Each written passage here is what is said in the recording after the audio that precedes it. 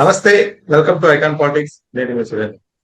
అయితే మహానాడు కార్యక్రమం ఎంత బాగా జరిగింది, ఎంత సక్సెస్ఫుల్ అయింది అనేది అందరూ మాట్లాడుకుంటున్న విషయమే. అది గ్రాండ్ గా సక్సెస్ ఉందని నేను చెప్పుకోవాలి.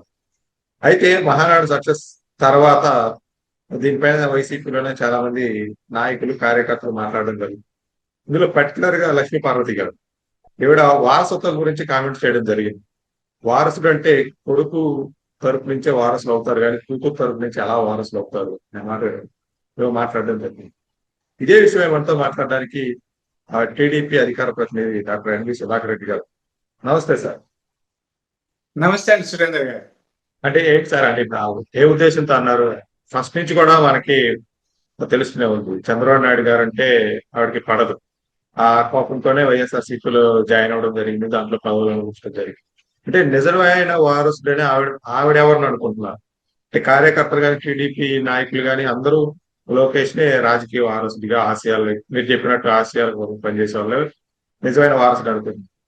అంటే లక్ష్మీపార్వతి గారి పాయింట్ ఆఫ్ వ్యూలో అసలైన వారసుడు ఎవరని అనుకుంటుంది?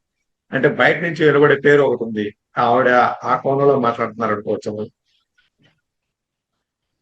సార్ ఇప్పుడు మీకు ఇందాక క్లారిటీ ఇచ్చాను. ఇప్పుడు బాలకృష్ణ గారు ఉన్నారండి, లోకేష్ గారికి పెళ్లిచ్చిన మామగారు. ఆయన ఎన్టీ రామారావు గారి కొడుకు. ఎన్టీ రామారావు గారి సంతతుల్లో ఇప్పుడు ఉన్న వాళ్ళల్లో పాపులర్ పర్సనాలిటీ ఆయనే, అంతే కదండి.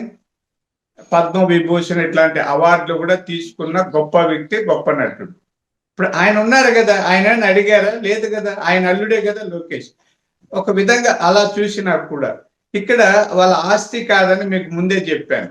ఇది ఆదర్శం, ఎన్టీ రామారావు గారి ఆదర్శం. ఆమె ఎవరి మీద ఉందో నాకు తెలియదు. అంటే గతంలో కూడా మనం వైఎస్ఆర్సీపీ పార్టీ సంబంధించిన ప్రచార కార్యక్రమాల్లో కానీ, కొన్ని ఈవెంట్స్ లో కానీ అసలైన వారసులు వచ్చేంత వరకే కొసరైన వాడు అని చెప్పేసి ఎన్టీఆర్ బాబును ప్రదర్శించడం జరిగింది. అంటే లక్ష్మీపార్వతి గారు ఎన్టీఆర్ గారిని, జూనియర్ ఎన్టీఆర్ గారిని ఉద్దేశించి ఏమన్నా మాట్లాడడం జరిగింది అనుకోవచ్చాము? జూనియర్ ఎన్టీఆర్ గారు ఆయన పాపులర్ సినీ నటులండి, దాంట్లో ఏం సందేహం లేదు. ఆయనకు పాపులారిటీ ఉంది. ఆయన ఎప్పుడు ఉన్నారు, ఎప్పుడైనా 1-2 సార్లు ప్రచారంలో పాల్గొన్నారు. ఆయన తెలుగుదేశం పార్టీలో కార్యకర్త కాదు, తెలుగుదేశం పార్టీలో పని చేయలేదు, తెలుగుదేశం పార్టీకి ఆయనకి సంబంధమే లేదు. ఇప్పుడు చాలా మంది సినిమా నటులు లేకపోతే ఇంకా పాపులర్ పర్సనాలిటీస్ తెలుగుదేశానికి మద్దతు ఇస్తుంటారు. వివిధ రంగాలలో నిష్ణాతులైన వారు, పేరు ప్రఖ్యాతులు ఉన్న వాళ్ళు, కీర్తి ప్రతిష్టలు ఉన్న ఎంతో మంది తెలుగుదేశం పార్టీకి మద్దతుగా ఉన్నారు. అంత మాత్రాన వాళ్ళందరూ వచ్చేసి తెలుగుదేశం పార్టీ నాయకత్వాన్ని స్వీకరించి అధ్యక్షులు అయిపోయి, ముఖ్యమంత్రులు అయిపోయి, ఇవన్నీ జరగని పని కదా. లక్ష్మీ పార్వతి గారు మీ ముద్దుల ఆయన ఏది ఆ జూనియర్ ఎన్టీఆర్ని తీసుకెళ్లి మీ వైఎస్ఆర్ పార్టీలో చేర్చుకుని తిప్పుకోమనండి.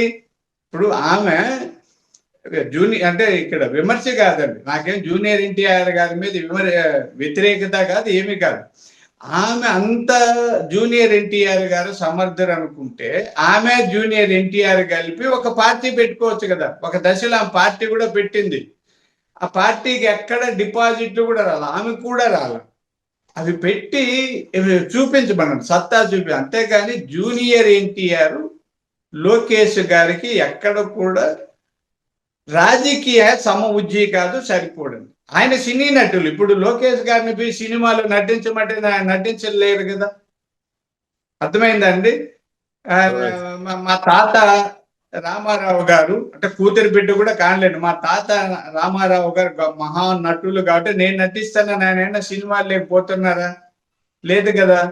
కాబట్టి ఎవరి లక్షణాలు వాళ్ళవి. కాబట్టి ఎట్టి పరిస్థితుల్లో ఎప్పటికీ రాజకీయంగా లోకేష్ గారికి జూనియర్ ఎన్టీఆర్ గారు సమ ఉజ్జీ కాదు, సరిపోరు. ఆయన గురించి ఆలోచించాల్సిన అవసరం లేదని. థ్యాంక్ యూ సార్, మీ అభిప్రాయాన్ని తెలియజేసినందుకు ధన్యవాదాలు.